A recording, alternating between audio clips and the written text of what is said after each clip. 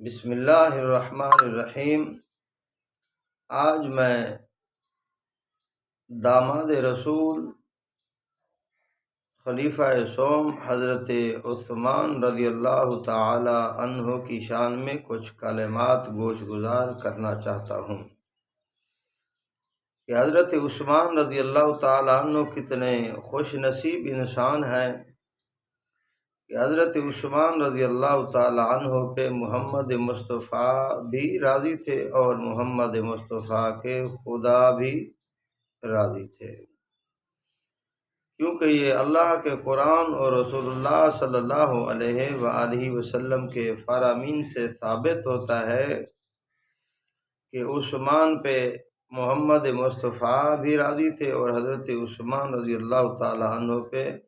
خدا بھی راضی تھے۔ فرمان نبوی ہے صلی اللہ علیہ وآلہ وسلم،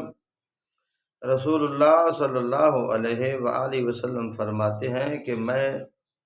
اپنی بیٹی ام کلثوم رضی اللہ تعالی عنہا کا نکاح حضرت عثمان سے رسول اللہ صلی اللہ علیہ وسلم نے کیا تو فرمایا میں نے اپنی مرضی سے نہیں کیا، بلکہ حضرت عثمان اور ام کلثوم کے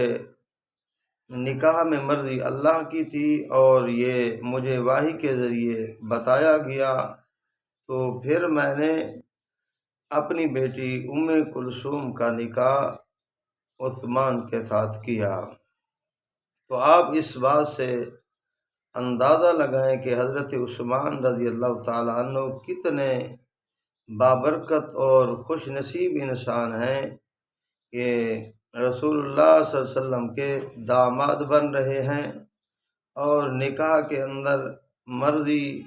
رسول کی ہے اور رسول خدا کی بھی مرضی ہے۔ تو آپ اس بات سے اندازہ لگائیں اگر دنیا کے اندر کسی اللہ والے کسی ولی کی بیٹی کے ساتھ کسی کا نکاح ہو جائے تو دنیا والے کہتے ہیں کہ یہ بڑا خوش نصیب ہے کہ فلاں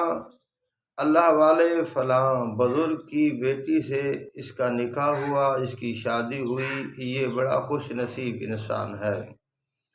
اگر کسی ولی کی بیٹی کے ساتھ کسی کا نکاح ہو جائے تو اس کو تو لوگ خوش نصیب کہتے ہیں، تو جس کا نکاح رسول خدا صلی اللہ علیہ وآلہ وسلم کی بیٹی سے ہو جائے تو وہ کتنا خوش نصیب انسان ہوگا۔ اور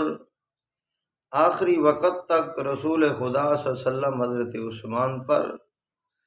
راضی تھے، اگر راضی نہ ہوتے تو رسول اللہ صلی اللہ علیہ وسلم کا فرمان کے اوپر آپ ذرا غور فرمائیں، رسول خدا فرما رہے ہیں اگر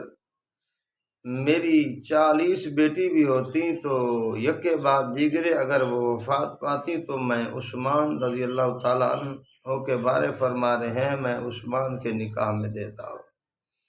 تو آپ اس بات سے اندازہ لگائیں کہ رسول خدا عثمان رضی اللہ تعالیٰ عنہ پہ راضی ہیں اور خدا بھی راضی ہے۔ تو آئیے میرے بھائیو، جس کے اوپر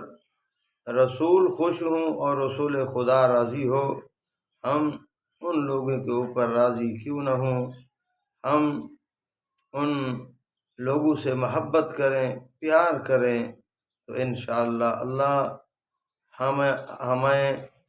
خوش نصیب بنا دیں گے۔